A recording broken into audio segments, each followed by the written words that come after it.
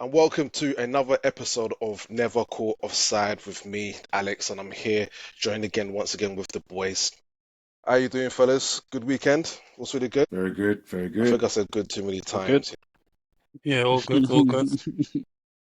Dave, how's it going, brother? You right? Yeah, I'm very good. I watched the Portugal versus Spain match and I reminded myself that I am over 40 and Ronaldo's actually younger than me and he's still playing well. Well, I So I'm think very good. I think we, Same. we, we really don't Yeah. even need. I think just on the visual test we can see that you're older than Ronaldo. But anyway, Miguel, back with us again. How are things, man? We missed you last week. It's been a hot minute, man, but world changes a lot. Everything's popping off. Chelsea's in a better place. Cam will probably back me up on that one. Getting some 100%. good signings. There you go. And Cam, you were here with me yesterday, so any change? What did I miss between yesterday and now? Anything? Nothing. Well, just yesterday's game. It obviously happened after our chat, but yeah, we'll cover that now. Cool. It was very All good. right, so let's get in it. Let's get in right in the deep end straight away. So we're going to focus now on the Spain versus Portugal, the Nations League final. I don't know what to call this because always feel like the Nations League is like some type of friendly tournament because there's not really implications. Like it's weird that you know Spain and Portugal are having this battle, and yeah, England are gonna go and play Senegal. It's just like it's just like you've been invited out, and you'd be like, oh yeah, we're going. Oh yeah, we're going to a new club around the corner. We're going. Just going to see my auntie. That's what it kind of feels like. It's like where was the participation? Anything else? It's like they're off doing their thing. Germany, France, and Spain and Portugal doing their thing, while everybody else is just like you had everybody else doing whatever they're doing. So it's kind of weird, the Nations League. Obviously, they had their reasons for why they've created this whole tournament. We, as us football fans, I know we love football, but don't we feel like this is not even really needed? But anyway, it's happened. Um, Portugal end up being the winners. I think going into that game, I think Spain were favourites. Even we posted a poll in the group to see who was going to win. And I think it was a landslide with people saying Spain were going to win. Fine. I think people Yeah. wanted to see um, Yamal replace Ronaldo as a star attraction in the game, and you know didn't go the way they wanted to. So, what did you think of the game? First of all, like was it did it go as expected in terms of the players on the pitch? They did their thing, or was there anyone who didn't quite, make the grade. Somebody who has been put on a pedestal and literally didn't do much. I'm not gonna say names, but I'm just gonna say that they have blonde hair and wear number 9. Anyone, Who's going? anyone, Who's going? just I'll go. I'll go. I'll go go. on. I don't think it was. It was. There was much between it. Um, to be honest, I didn't expect Portugal to come out the way they did. But to be fair, it was after the manager made changes. Um, and I think the Spanish changes actually made them worse. Yeah, Um, yeah, yeah, yeah, yeah. that yeah, and it just kind of played into the Portuguese's hands. But look, at the end of the day, they got to pens, and then it's a lottery. I don't know. I don't know if it's fair to say that one team was better than the other because it was kind of spells of one and spells of the other, of spells of Spain initially, and then Portugal coming back. So I think it was very even. Although like the individual performances, Nuno Mendes was exceptional, Man of the and like match he's done that for the last I think for the whole probably season. five six. Yeah. When I'm He's talking about when I've oh, seen okay. him, the 5 6 times I've seen him recently, he's just been solid. Um, yeah, it was a good game. I really enjoyed watching it. But it was I'm weird. happy for Ronaldo. I think But you're right. Going back to what you were saying, Alex, it doesn't mean anything. It's like a friendly game that's been made somewhat competitive, but we all really know it doesn't mean diddly. yeah, Well, it's a trophy. It's a trophy. yeah, Just like you don't know Chelsea won much. the You don't know much about trophies, Arsenal. Conference League as well. Oh, are you trying to compare the Conference League to the Nations League? No, but I'm just saying it's a Trying to trophy. say, well, no, It's a trophy. Miguel. So He's trying to say, it's a he's trying to say your Conference League trophy, and you as well, Cam, is made out of paper mache. That's what he's I trying heard to him. say. I heard him. I heard You, him. you know Yeah? you know what it is that Arteta's there holding all the community shields. Oi, Miguel, yeah. I have you know I voted Maresca as the best manager of the season. So you need to give me some credit, man. He I've did. got No, some to be credit in the fair, bank. Yeah, he Dave he had been did. He drinking did. that day. Yeah, he was drinking But he won the manager heavily. of the season. So I think I deserve You some know what, credit. Dave? To be fair to what you said, Mm. Wait, it who won is manager of the season? What? Maresca, Maresca. with What? us, NCO. The official one? Remember? No, with us, NCO Oh, With podcast. hell us. no. Yeah. Oh, damn. You don't remember? You He did. You don't No, remember? I Oh. gave it. I gave it to Glasner, no? No, it didn't matter in the end. No. He was the Oh assistant. He was no. the assistant, remember? He was the assistant. Yes, Glasner was the assistant. Yeah. And then Maresca Okay. was the manager of the season. That's it. Thank God. Because when So, you said he got manager of the season, I was like, have they announced it? And I thought, nah. no. Is everybody drinking? I want VAR on that one. No. Jesus.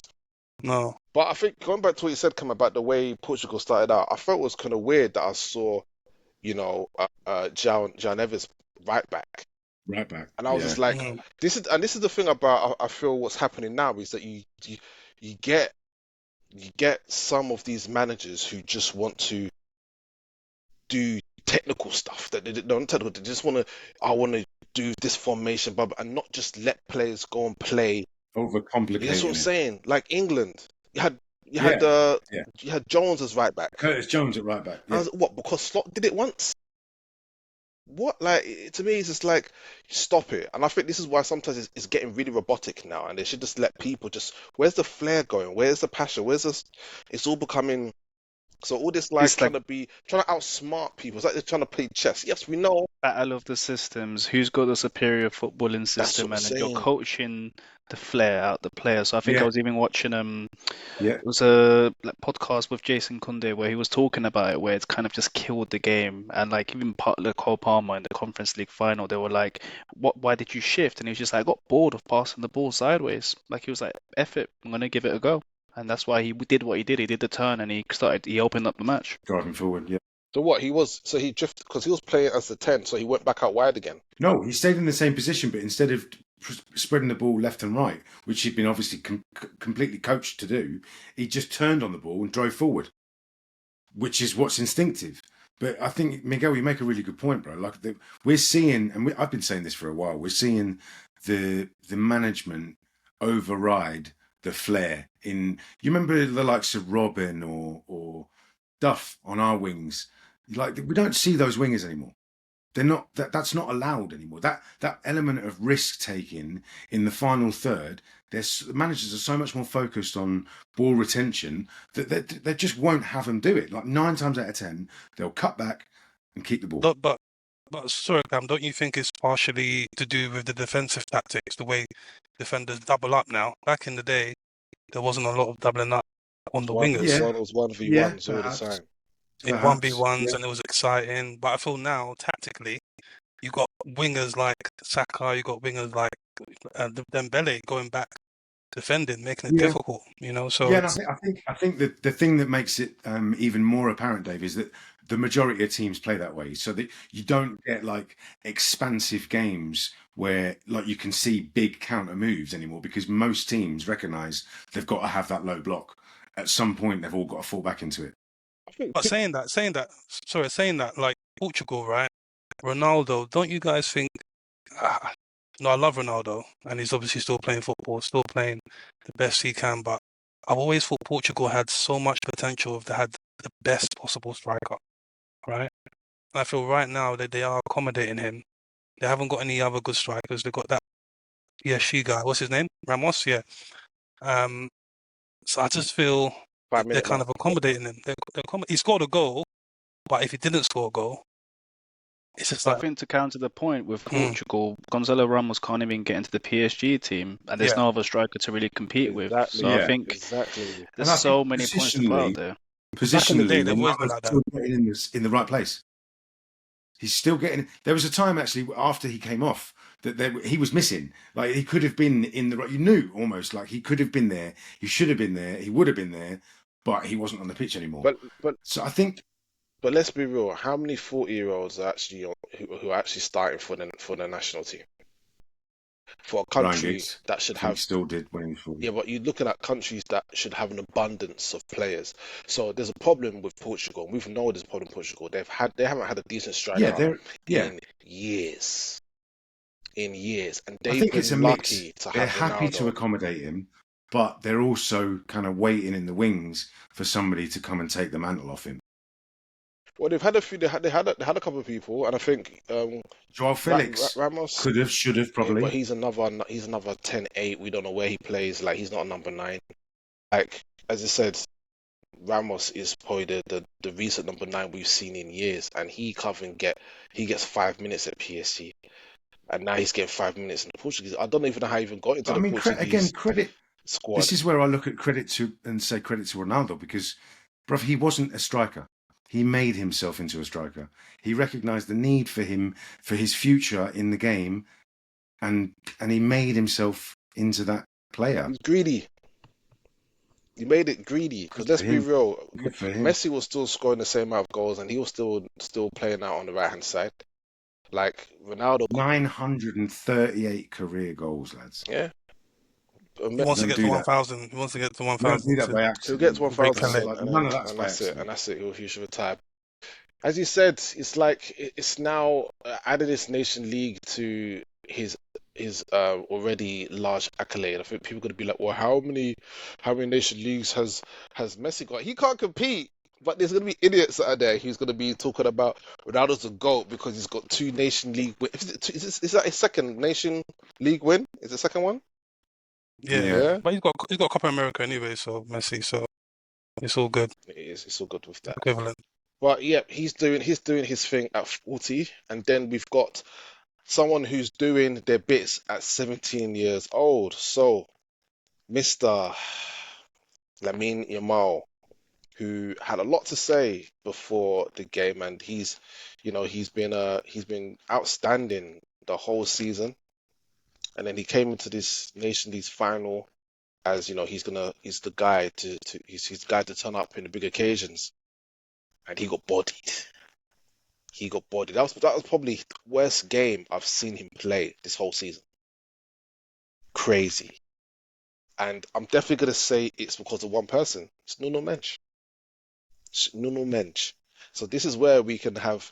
We'll talk about Nuno Mensch first. We'll talk about Nuno Mensch in a minute. But what I want to focus on now is before the game even started, we had the talk of Yamal being up there as World Player of the Year. Some people were saying it's possible. Some people were saying he's in top 5.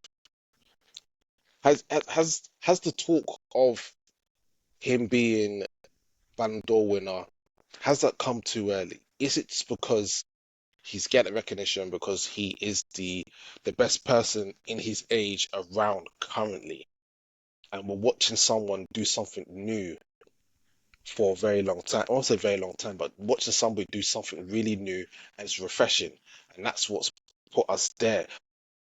Can we really say he's the best player in the world? You Really? know what? I think we should put it into perspective. It was one match. Yes, Nuno Mendes was done him, he done him pretty much. But it's one match. He's 17 years old. You can have a bad match, right? But I think throughout the whole season, Barcelona won trophies. He's been he's been the drive. He's been the driving force. He's got assists. He's got goals. So factually, he's had a really good season. Dembele's had a better season. So I think Dembele probably deserves it on the basis of his season. But there isn't a better right winger in Europe right now. Maybe Salah, who has won the league, but didn't do it in Europe in Champions League. So I'm looking Well, nor factually in did terms of Barca. output. Huh? Nor did Barca. When he won, yeah, but okay, fair enough. But they got further than Liverpool, Yeah, and he inspired that. still He get inspired that. still get nothing. I think that even though Salah's done incredible, you have to deep it. Yamal has carried that team a good chunk of the time. He's 17. They won the treble. They got to the semi-final of the Champions League and they got to the final of the Nations League at the age of 17. And the guy can't even drink. That's insane. When they're pouring alcohol, when they got the champagne and they're pouring it, it's just like, yo, sorry, bro, you can't touch this, man. Sorry, I don't need to. Let's get some water. Drench on water instead. So we had the best player in the world at 17 against the potential best left back of European football this calendar year. Have to definitely say. So it's Nuno Mensch now, what is being now touted as the best left back in world football. Who can battle him for that? Or is it clear? Is he clear? I On think form, I think yeah. on form he probably is. I think he's clear. Right now, in this current form, he is clear. He's won everything. He won the treble with PSG, won the Champions League, scored in the final of They won the quadruple. won the quadruple. Scored what do you call it? Scored in the final of the Nations League. He's bodied one of the best right wingers in world football, Salah. Bodied Yamal. I'm not gonna say he bodied Saka because I feel like Saka managed to get some good chances and obviously score. So let's take that out. But end of the day, PSG won that game, so you can say that he got overall the win over him. But his matchups that we know about, he's come clean. He's really How come. long has he been at PSG though? This is his third season. Yeah, I think it's his third season actually. I think it's his third season, definitely. and this is his best season. Like this is his best season. So the last two seasons, where's he been? So that team was just because he was part of a reshuffle, a rehaul. And I think it was just getting used to the French league, getting used to the players. Issue were going for a whole restructure, so he didn't really he had to settle with the back four. These guys now know each other. Remember, no one was talking about Nuno Mensch when Arsenal played them and you lot beat them and you're like, yeah, we beat them at the start, last year. Like no one, everybody knows that team they turned the corner and they can show that we're now gelling. We've got a team which is communicating well, which are playing really good football, understand what their duties are and what they need to be doing. So I think that's what it's been. It's that adjustment period. Now the adjustment is there and it's been fine tuned, and now they found the frequency, and now he's just gonna go, go, go, and he's brought his form from PSG through to the national team. And I feel like that game, without Norman Mensch, they would not have won. Yeah, I feel like he has peaked this season overall. But I have watched him in the last couple of seasons. He's always had the potential, but Always had the this potential. season, yeah, this season he's definitely peaked. I, So yeah, I'll agree with that. I remember they were. I think it was who was ahead of him. Um, was he, Miles Skelly? this guy? We're talking about 2 years, not the last 2 months here. But even after 2 months, he's still not clear. No, I'm talking about those who came on the scene in European football at the same time as him. So you're looking at Mendy, who's at Real Madrid, but he's now always kind of injured. Um, I think Alphonso Davies was most likely the one that everybody was looking Yeah. at, as in, this guy up and down, and doing really well. Okay, so I think those kind of guys were people looking at their moves and how they were doing. Ones at Bayern, ones at Real Madrid. Nobody was paying too much attention with Nuno Mensch, and then all of a sudden it just connected, and he just turned it on. So yeah, I'll say he's up there now as one of the best left backs around, and I think it'll be hard for anybody to come in and try and nab him, because there's probably plenty of teams that would like to take him. I know definitely Real Madrid would love to have a new left back. I think they're actually signing that guy from Benfica who was on Manchester United's books, I believe. Forgotten his name, but we'll probably have to cover that in the transfer rumours once that does happen. So Lamine Yamal didn't have the best game. Like I just said, there's only one game he's carried, so I like the fact that you made those points there.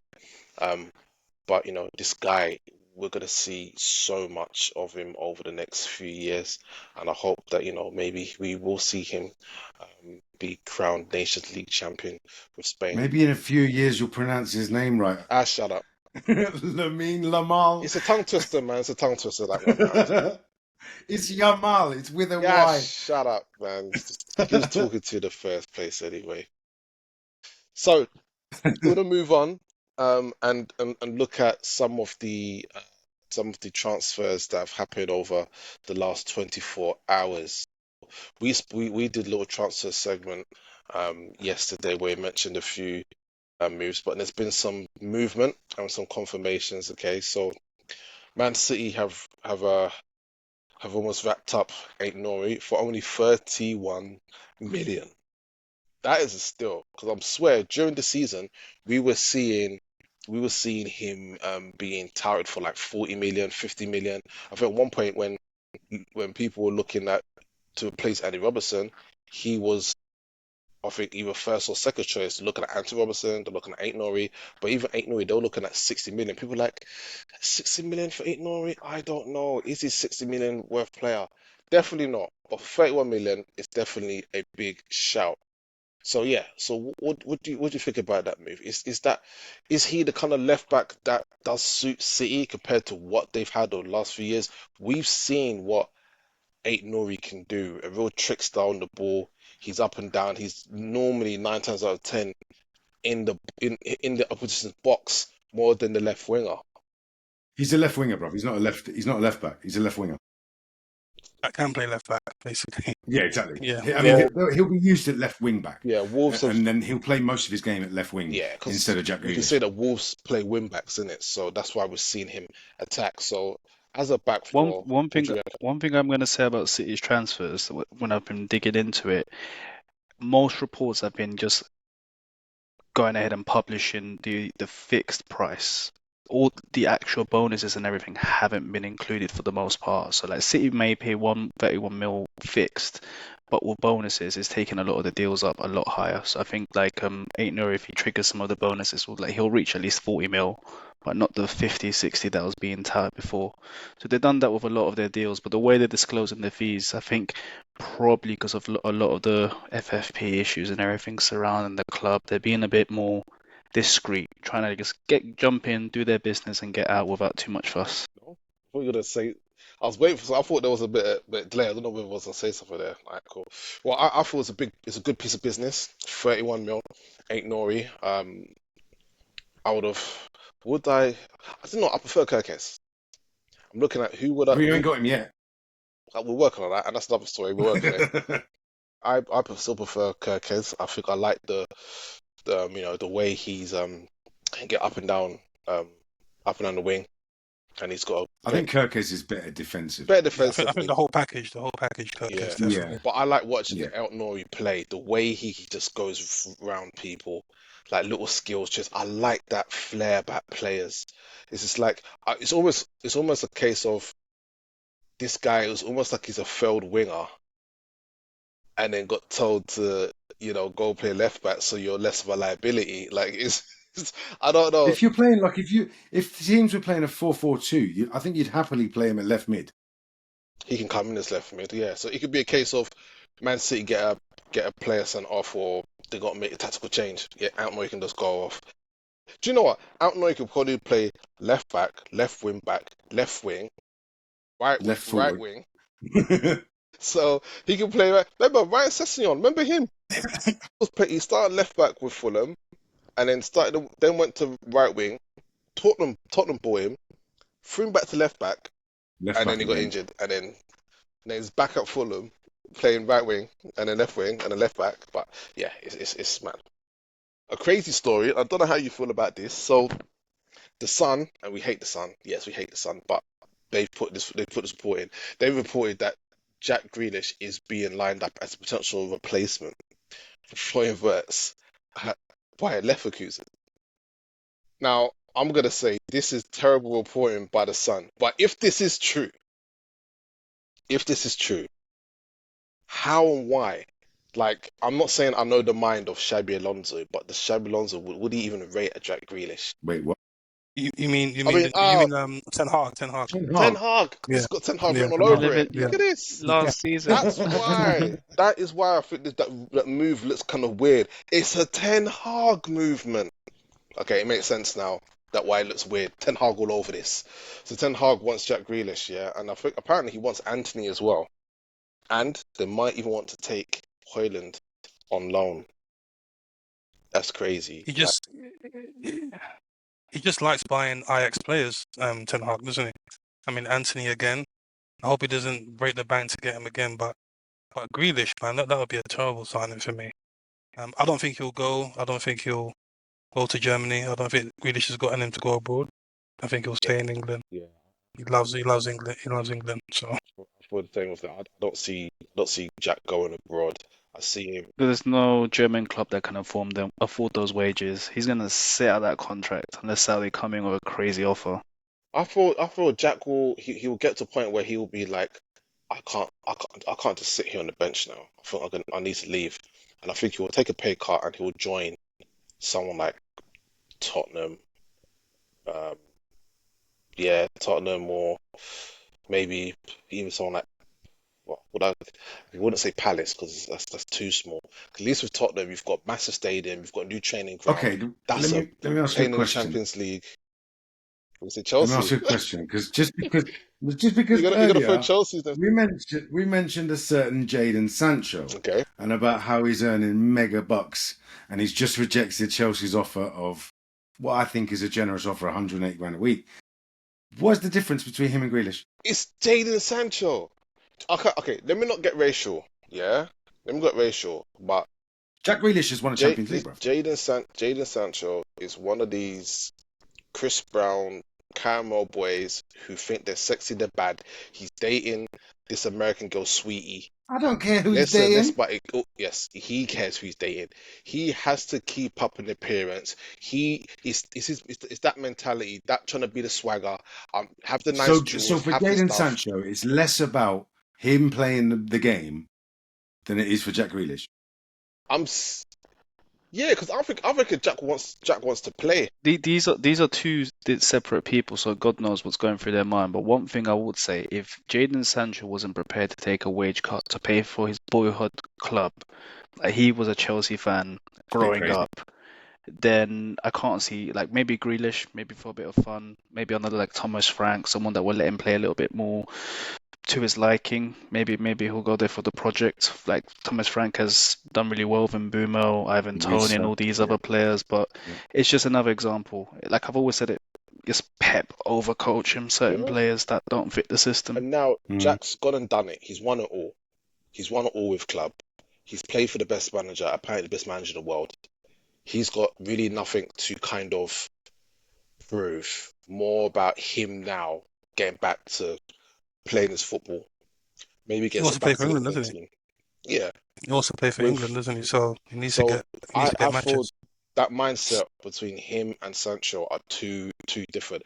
Sancho is still a very young man, and he's still that young man mentality. That's what I'm gonna give it. Yeah, that young man mentality of I'm 23 years old. I'm making stupid money. I'm dating celebrity girlfriends and stuff like this, and that's that lifestyle. With Jack now, he's 30. Let him now just kick ball. He's gone and won all the stuff. Jadon Sancho hasn't won a touch of what it's not for the smidgen of what Jack Grealish has won. So Jack really doesn't. He's not gonna be. I'm here to win titles. We've done it now. We've done it. Let Oh, me go listen, and win more. he's yeah. Sorry, he's got 1 year. What? Sancho's got 1 year on his contract, 1 or 2 years, right? So he can wait until his contract runs out, leave on a free, and make more money. There's a lot of players that do that. It's not just Sancho, That's right? exactly what I was saying to There's a lot of players that do off that. Cam. Yeah. We were having this debate on why I felt like why Sancho is rejected. Obviously, rejected the idea of taking a pay cut and going, and wanting to stick out his current salary at Manchester United. Doesn't really care if they bench him or not. But obviously, he wants to play. He wants to still do what he can on the pitch because at the end of the day, you're still a footballer. You want to do your job. But does he want to compromise the money he's making? No. I have a very, very strong belief with the current manager that Dortmund have, because they favour inside forwards in their current system, which doesn't suit Gittins. If Gittins leaves, the suggestions are that Sancho will go back to Dortmund. It's what we were talking Yeah, about. we said this So yesterday. And Alex has kind of got the belief that, and maybe rightly so, that they'll find a way with the agreement with United where they'll pay half of his wages and United to pay the other half, or some sort of a similar deal on I'm loan. sure that's what you lot were doing when he went on loan to you guys. Yeah. Yeah. So we never paid no loan fee. So that 5 million we paid them, it was No, purely still seen as a matters. loan It's fee. about the wage. Yeah, half his wages, See, like half. See, 125k. there you go. There you go. All right. So moving on to this guy who has been mentioned every day for the last like 4 months. Vitor Gokres. Apparently, it's out, and this is from a Portuguese. Alexa, be quiet. I wasn't talking to you. Sorry, just in case anybody gets this, is not domestic violence or domestic abuse. Alexa is actual just an Alexa. It's not like a secret girlfriend I've got in the corner, just in case you guys were thinking that. So Vitor Gokres, it looks like there's reports of him being furious with Sporting because they've gone back on a gentleman's agreement. So I don't know how these gentleman agreements are seen as legal because how many witnesses are there? You sit down, you have a conversation with your not even managers, normally a conversation that they will have with the owner or at least with the sporting director. Sit down and say, listen, if a team, I know I haven't got this in my contract, I know how much I'm worth, I know how much I'm worth to the club. If a team comes in for at least matches that worth or goes above that worth, will you let me talk to the club? Shook hands, yes. If they come in for you for, let's say, 60, 70 million, we're not going to stand in your way. So I think what's happening now is that they've come in with that kind of money and Sporting are like, yeah, I think we can squeeze a little bit more money out of you because there's at least 4 clubs that want you. So I think I had this discussion with a couple of people off the podcast and during the week and just some conversations. Who do you feel will sign Gokres and who do you feel actually needs a Gokres? Let's start with you, Dave. Yeah, well, it's obvious Arsenal need a striker, and Bucharest and Sesko are the two targets. Who But do we're you want? more advanced. Well, you know what? We're more advanced with Sesko. Sesko's younger. Teta likes a younger player. He likes a young player so he can mold him how he wants him to be. And Sesko fits that bill. And he's got technique. He's got great technique, great flair. I think Gokares obviously is a lot older. What is he 27, 27, yeah. 28? 27, okay. 27. So I don't think Arteta likes working with older players. He will if he has to, but I think he will prefer Sesko. For Gokares, I just think cry harder, man. Like if you didn't get it in a release clause, if you got a gentleman's agreement, your agent should be making sure that you get a release clause of the amount that the other club should be coming in for. But So, but that means he has to sign new contracts. well, that's what I'm saying. Some like shaking hands and I give you my word is never going to work in football. All right, gentleman's agreement is never going to be solid. A chairman can say, you know what, it's not the right fee at the right time. So, I, so anyway, but I think definitely Sesko is looking the favourite. I think he might be a bit cheaper than Bucharest. So I'll be happy to have either, but I think Sesko is a much better long-term project. Albeit he hasn't scored enough goals compared to Bucharest, but I'm excited about the prospect of having a younger striker long people term. people actually looking at the last few like Portuguese strikers in Portuguese football and where they've gone and what's happened to them. And those even people. Does anybody actually remember a guy called Jackson Martinez? Yeah, he was playing in Spain, wasn't he? Spain. Yeah, he left. He He left. was, He was at Porto, was scoring goals. I think he was top goal scorer for like 3 seasons straight. And I think he went. I think he went to Atletico Madrid, I believe, and that was it. It's like this didn't work out. I don't know. It's just Yeah, he was Colombian. He had his 5 minutes of there you fame. go. I just feel like maybe when it comes to put you had Fabio Silva came from Porto, I believe. Wolves signed him big money, Wolves 40 signed him, million, yeah. and He where was a wonder kid. yeah, it was such a wonder kid, and He was now a wonder kid, but man was playing last season in Rangers. So it's like, and then I think he spent the first half of last season at Rangers and the second half of the season at Las Palmas. So it's a kind of a thing where it comes to Portugal that yeah, these guys can be banging goals for fun in Portugal, but when they come to the Premier League, it's not all roses. Now maybe maybe this is the kind of thing that people are thinking about. He scored something like what 97 goals in like 104 games or something ridiculous like that in up in Portugal. Where yet when he was playing at Coventry, nobody was looking at Victor Gyokeres. So we'll see But how. he scored goals though, Coventry. He did score goals in Coventry. A Yeah, lot but then of why didn't anybody in the Yeah. Premier League buy him? Why didn't anybody snapping up? You know, because people being snapped up from the Championship all the time. Why wasn't Victor Gyokeres? He was at Brighton before going for Coventry. So it's like, why is it that now he had to go to Portugal to score goals to people to show that yeah, I can actually do it. I can actually do this now. So, but we'll see how that one turns out. Okay, so one of the biggest news I think that came out this morning was that Man City had agreed a 34 million pound deal with Lyon for Ryan Cherki. This one's come out from the Times, and I know it's all over social media. Cam, what do you feel about this signing right here? Is this the player that's going to replace KDB, or is it just another signing for Pep? no, no, no, no, no, no, no, no. A, no, he's not replacing KDB. B, I'm slightly jealous. C, I think he's an absolutely incredible player. That goal, I'll go back to, I know I mentioned it the other day, but the goal he scored against Spain. Spain was Big really goal that special. volley. Yeah, it was beautiful, man, and it just got shades of Hazard written all over him. There's something about the way he moves, his technical level, his ability to drop a shoulder and just spin away. Reminds me of Adel Taarabt. A little bit, yeah, a little bit. Yeah, And Thuram, yeah. Mahrez, he's kind of got a little bit of something that really, really fits with what Pep wants. I worry a bit in the sense of him maybe being out coached or over coached. To kind of point to what Miguel was saying earlier, but I think he's a flipping incredible player. We're blessed to get him in the Premier League, definitely. Yeah, I think short term, definitely not a replacement for KDB, but long term, he's got potential. He's definitely got No, potential. and then you team him with Reinders and Yeah. Rodri. That is going to be interesting midfield and attack for Manchester City. It's like, who is going to survive this new rebuild? You know, are people going to be shifting over? They still have Doku, they still got What Grealish, what they do still you got what do Savinho. you guys think of obviously the output KDB was traditionally putting out before the last season?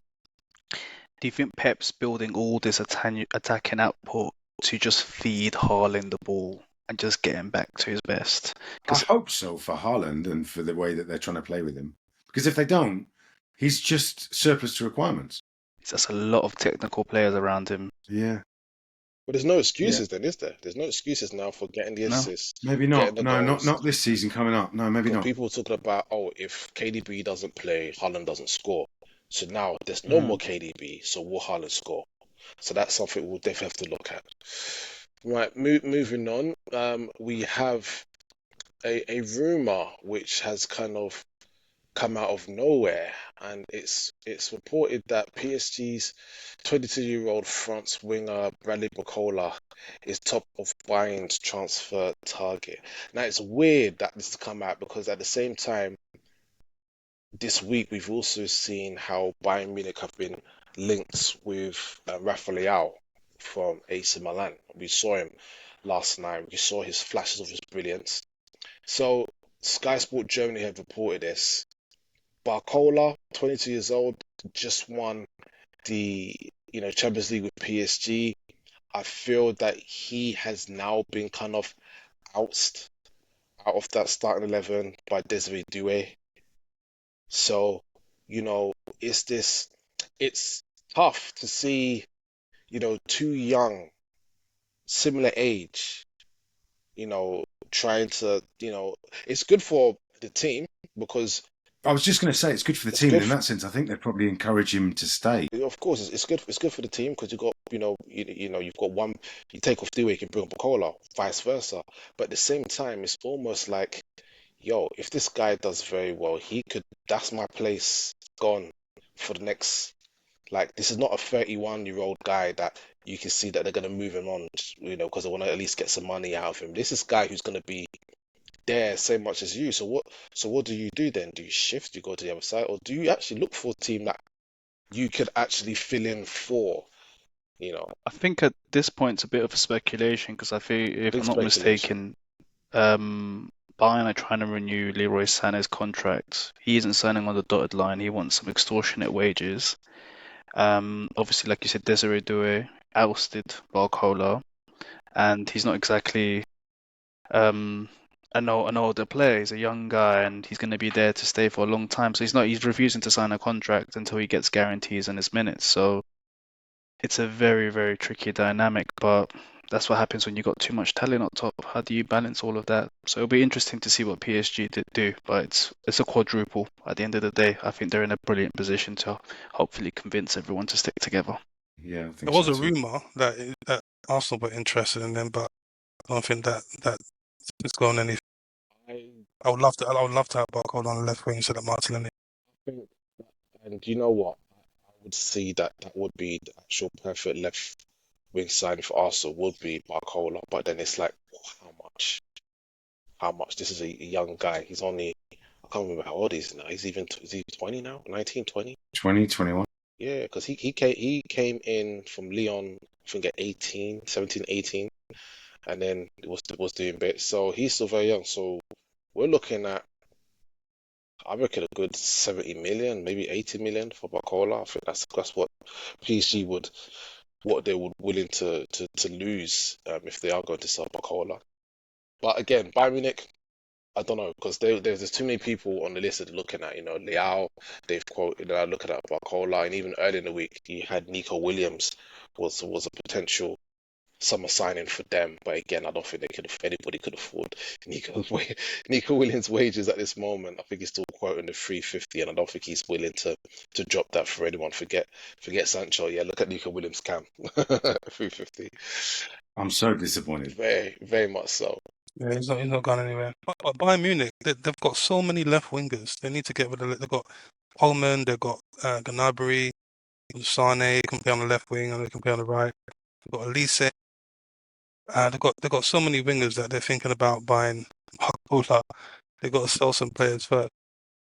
Yeah, I think what Bayern are doing now is just doing their best to try and drop the age of the squad because you think they've Muller just in a sense retired, and we've got Harry Kane who's going to be 32 or 33 soon.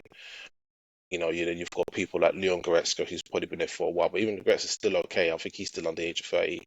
But yeah, they're just trying to make a team that's a bit more younger. Obviously, people are looking to, well, once that player isn't there no more, who can we bring in? Because I feel like people like Leroy Sané and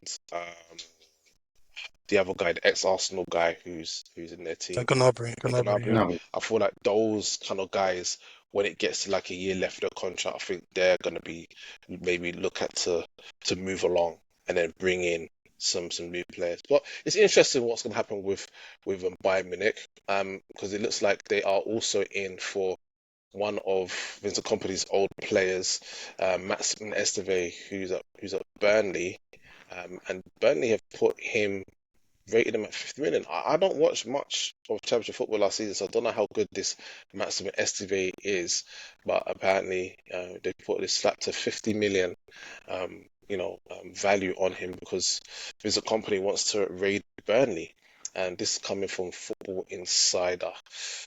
Next up, we have PSG again involved, and this is no surprise. This is really no surprise. Bournemouth lost Dean Huijsen and his excellent partner Zabani.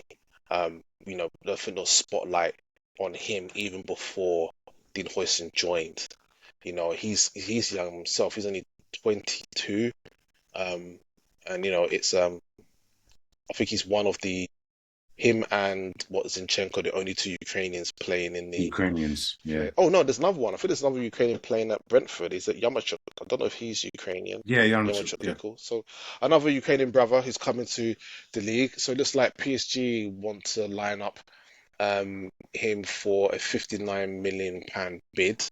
I thought that he would be replacing Marquinhos, who is what he's like, almost like their version of Van Dijk. He's like what going to be like 32, 33 soon. I don't know why I've gone dark like this. Come on, can we get something wrong the line? But anyway, we'll continue. So I feel like he's going to be the long term replacement of Marquinhos. So That seems to be a Bournemouth look like they're getting raided a they're bit getting with raided. Semenyo interest as well from apparently Man How many United. players can you lose? You've lost Hoyson, you're about to lose Kirkes, and then potentially Sabani. So basically, three of your back four are going. So it's like, That's a selling club. That's how it works. They'll Yeah, get more players and sell again. exactly. it's true, Bear in it's mind, true. Kepa has obviously come back from his loan and he's going to Yeah, Arsenal. let's talk about that Kepa. Let's mention that. David, as an Arsenal fan, do you feel, and I'm saying this, do you feel that this is a great bit of business, but at the same time, why is it you lot love buying Chelsea ex-Chelsea players? What's the deal here? Like, have you not got some secret relationship where you have a thing where it's like after every couple seasons, you guys buy one of our players? Yeah, what's going on? What's going on? Well, we we have exported some of the best players to Chelsea. Ashley Cole, Nicholas Anelka. So I don't think you can get better than them two, for example. Oh no, but you So can't. That definitely, no, but Nicholas Anelka link. No, that's not. That's that man.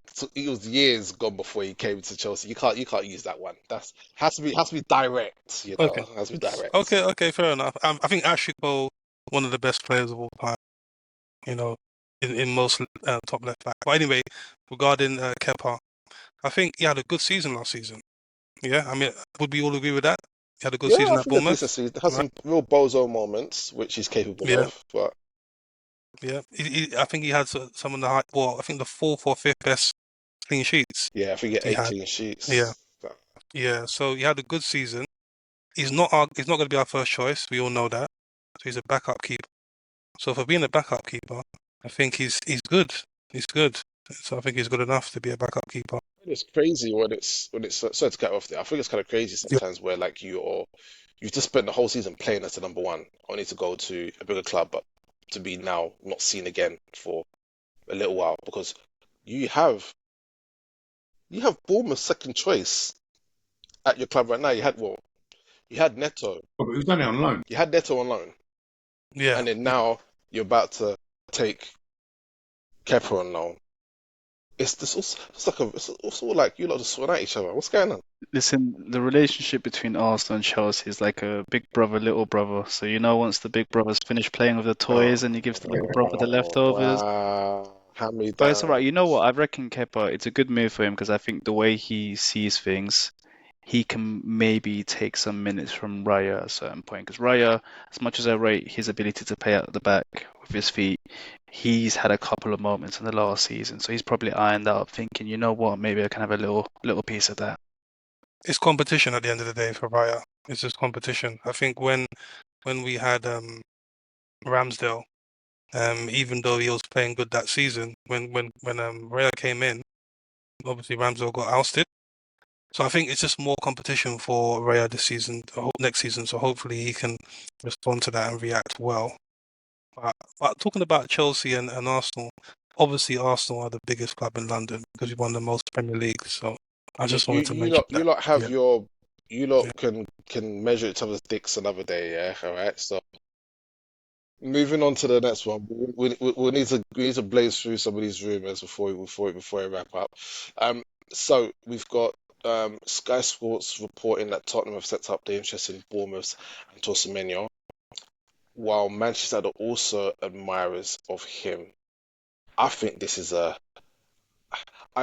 weird one because it almost feels like Bournemouth are becoming now Tottenham's feeder club. They got Solanke from them, and then now Semenyo. So it'll be a Semenyo Solanke, match up here. So good old link up, Bournemouth days.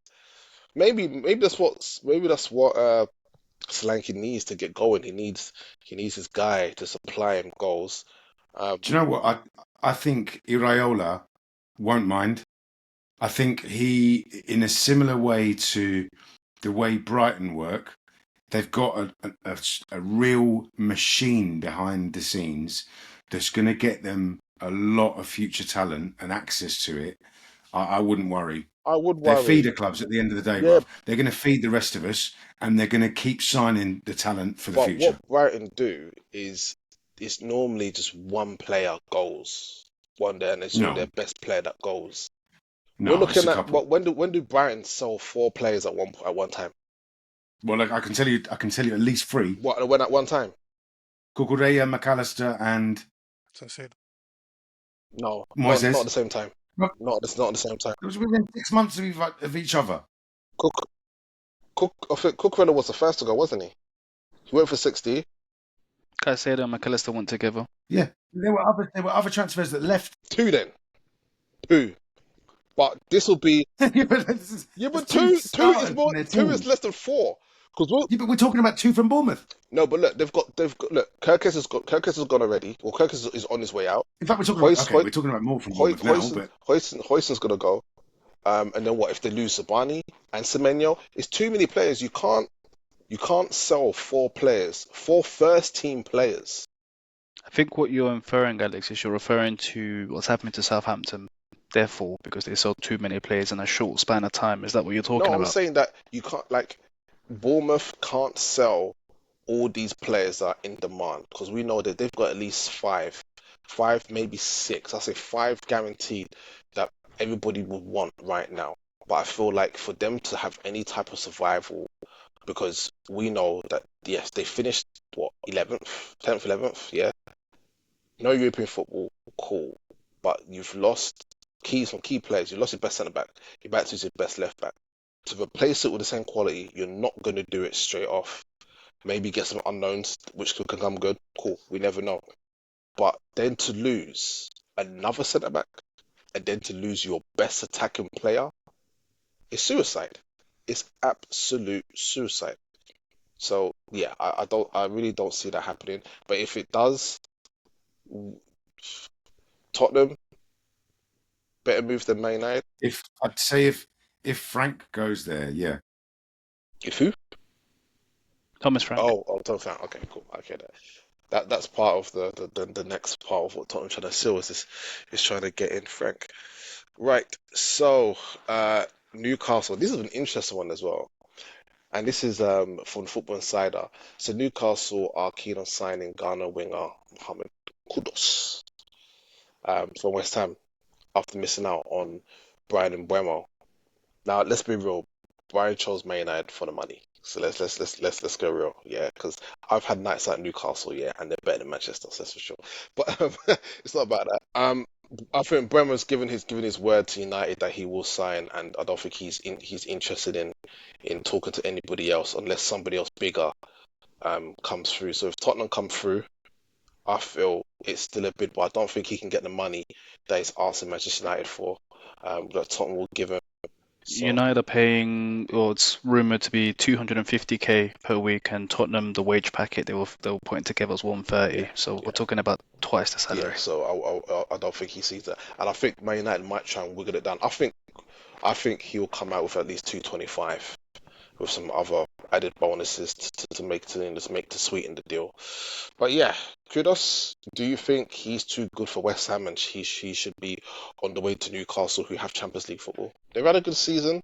What they had, Jacob Murphy, who had an amazing season, as yeah, one of the only few actual right wingers, because everybody in the league is mostly playing, an inverted inverted or going wing back. So he's like one of the last. He's like a last of a dying breed. throwback. He's a throwback Yeah, of an actual right winger, throwing and crosses, scoring, assisting. Not always cutting in and having a pop. So would Kudos then come into that play and play, on that right? more as a Because 10. I don't see. Well, I think he's played 10 because you've had Bowen on the right hand side, but with the I've seen pace, him play on the left. pace and his power, left as well can come in. He could easily, because I don't think anybody's breaking into that midfield three of Newcastle. That's solid right there. I think the issue is unless they come down on their valuation, because apparently they want to stick to the 85 billion. I don't see anyone signing him for that price. And he's not even the main man at West Ham. West Ham were very disappointed last season. Like the first bit under Lopetegui, awful, awful, and then well, Potter, his ideology takes a long time to bed in, and as a Chelsea fan, I can speak to that from experience. So it's tough. Like for I would say for 50, maybe 60 at a push with some add-ons, I would see it happening. But if West Ham are going to stick to 85, he'll probably have to see it next season. Well, sticking with West Ham, it seems like, and this has come up from Team Talk, that West Ham are considering a swap deal with Chelsea involving in Kudus with the centre back Nafred Erdgaard. Erdgaard, is that Erdgaard? Is that how you pronounce it? Naf Erdgaard. He's that Aguero. Erdgaard. He's that Aguero. Moroccan Algerian centre back. I haven't seen him Yeah. in a while. What's happening there? He went out on loan, I think. Okay, so it looks like they're gonna let him go for about 25 mil. And boy, I think Chelsea might be looking at that. I don't know. This is word on the street. Half of these rumors don't even believe. Cool. So back to City again. So it looks like City are trying to bring another retro goalkeeper. So Scott Carson has left, and now they're trying to bring in Marcus Bettinelli. I forgot. I think Bettinelli. He's been around London for the longest, hasn't he? Like he's played for Chelsea, he's played for Fulham. I'm sure at one point he was at Arsenal. Was he? I'm believing he did he start? Didn't Marcus Bettinelli start at Arsenal? I'm sure he did. Maybe. I don't know. We'll see. But yeah, we'll have to Google that. We'll have to Google that one. Cool. And yeah, that seems to be it for the transfer rumors. So I think the only thing that's left and I think you lot keep saying it as well. It's not done yet. It's not done yet. Kirker's not done yet. Wert's not done yet. Bayern Leverkusen are still dragging their feet over this. I thought they want to set precedent. They want to have a record-breaking move for one of their best imports they've had for years. So I think they're really in for the money. Plus, it will set up um, what's his name, Eric Ten Hag, as a little war chest for him to try and sustain the league status, and also maybe see how far they can get this time in the Champions League. Because I don't think they even came at the league stages. They didn't, did they? They came in like no, it was very pitiful. Um, from winning the league unbeaten to then going to Champions League season and just being slapped around by everybody is it's not even it's something not nothing to be proud of. But yeah, so we'll see how that goes. We will do another transfer um, talk during the week and see what's happening. I would like to try and do a little focus on the World Club Cup, but with the times that the way these games are being played, I don't even want to. Yeah, I was just about to say, I think tomorrow might be significant because tomorrow's the cut-off for Yeah, teams that want to sign the players to be weirdest able to play in the Club World transfer Cup. the weirdest transfer window in history. Like open for a week, then it'll close for a week, and then Yeah. yeah, it's ridiculous. We'll see what happens with that. But we've got to an hour. That's probably a little bit more than we actually wanted to plan for. But I'm glad we're able to get all that out there. But yeah, we'll be back again for our next episode. But guys, just remember to like, comment, and subscribe to Never Caught Offside podcast. Hit the Hit the button, playlist, push the watch button. some of the other episodes that we've done. Check out the Alex Talk segments, and we're gonna come with a few more extra bits throughout the summer because there's no Premier League football until August, so we need to keep you guys entertained and keep you guys up to date with what's happening around the world of football. But I'm signing out, and the fellas signing out as well. We will see you next time. Take care. Bye.